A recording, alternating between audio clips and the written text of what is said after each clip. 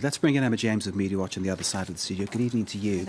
Looking at Ireland's referendum on a legalisation of gay marriage. Yes, it seems improbable, but this little Catholic country is actually holding the world's first referendum on gay marriage. And is, as the New York Times points out, if they do vote yes tomorrow, on Friday, they will be the first country to legalise same-sex marriage in this way. It's never happened before. The yes camp really is leading the way at the moment, and it does seem that this will get through.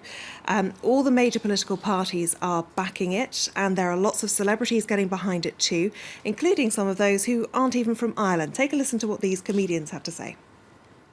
I've heard that in Ireland you're going to be voting as to whether or not gay people have the right to get married. If I was in Ireland, I would definitely say yes to equality. Now my honest advice to you is to take this opportunity to give them the same pain and suffering that every other married person has. Why should gay people have all the fun? Is that okay? Yeah. What is it for? It's for equal marriage. For what? I don't know if I'm in favour of gay marriage myself. My husband is. There you go, some of the views of comedians who are backing the calls for a yes vote. Apparently that lead is now narrowing a little. But if we take a look at Vice News, they've looked at this issue in a great deal of detail. In particular, the way in which the country's changed in what is a relatively short space of time. It was only in 1993 that homosexuality was decriminalised. It was in 1995 that they decided to allow divorce. Again, that was by a referendum. And abortion is still almost completely illegal, even in some cases of rape, incest and fatal fetal abnormalities. So really quite shocking in a way that they're prepared to actually look at this particular issue at this moment in time.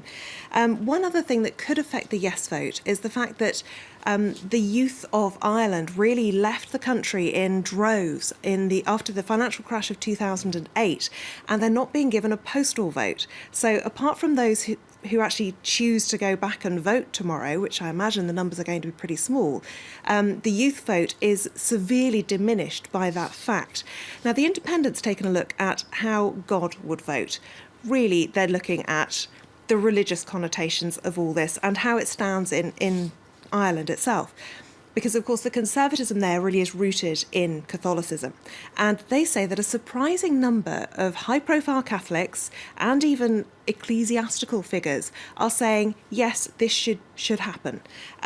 There is, however, the Archbishop of Armagh, who has said that gay marriage is not similar or even remotely analogous to God's plan for marriage and family. So he's very firmly in the no camp.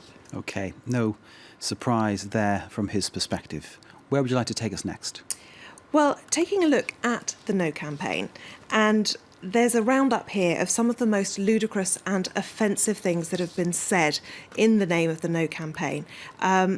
There doesn't seem to be a great deal online, it has to be said, in favour of the No campaign. And when you see things like this, a letter sent to a campaigner saying she has cancer because she's campaigning for gay rights, then you see ridiculous things like a sign in a field saying you can't start a herd with two bulls. One of my other favourites, vote no oven glove. According to him, a no is a vote for Jesus and yes is a vote for Judas. So all rather peculiar, but I think possibly the last word on this issue has to go to this particular Twitter user who's posted this. Jesus had two dads and he was grand. It kind of says it all, doesn't it? Kind of says it all. Let's move on and talk about a story that's made some impact here in France. A loyalty card, a new one on the block, so to speak. It's available here in France, in Marseille in particular. Tell us, it's a loyalty card for? Drug dealers. Now, you get these little cardboard cards everywhere in France, whether it's restaurants, hairdressers, beauticians, pet stamped, shops. yeah. And they have, as you can see in this image in the bottom right-hand corner, you've got little squares on there, which are either written on or stamped to show that you've made your purchases. Well, one drug dealer on a housing estate in Marseille has been handing out these loyalty cards. And once you've filled your card, you get a €10 discount.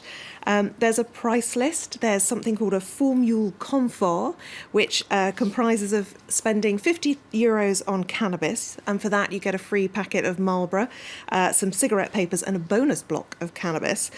And it also includes his opening hours, which are 11 a.m. till midnight. So it's really been done like any ordinary business card or loyalty card that you would see on any shop, any high street here in France. Since Marcus is trying to calculate what the sales tax might be on that one. Yeah, but I was just thinking about the fact that I learned recently that actually France and French consumers, I don't know if you can call them consumers, but that they're some of the most prolific marijuana users in Europe, if not the most prolific marijuana users in Europe. Okay. The French connection, indeed. It makes business sense then. La Provence, which is the paper that initially reported this story, spoke to one of the customers called Johan, and he said he thought he was hallucinating when he was given the loyalty card, perhaps one of the risks you take if you're a regular drug user. He said it's like being in a pizza restaurant. This story is also being picked up around the world now, and Inquisitor seems to be particularly amused by the fact that there's this message on the card: "We look forward to seeing you in the neighbourhood. Thanks for your loyalty."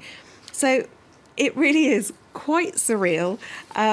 The dealer, who has chosen not to be identified for fairly obvious reasons, has said it is causing quite a stir, but it is boosting his business. He says he's the only one in his particular area who's offering this particular service, and that he's already seen an increase in his customer base. Well, isn't that good for his business plan? Disturbing stuff. Absolutely amazing, isn't it? So, one to build on there for the other dealers around the world, perhaps. Emma, thank you very much indeed. Emma James of Media Watch. Marcus with his contribution, business-wise, as ever. Great to see you, sir.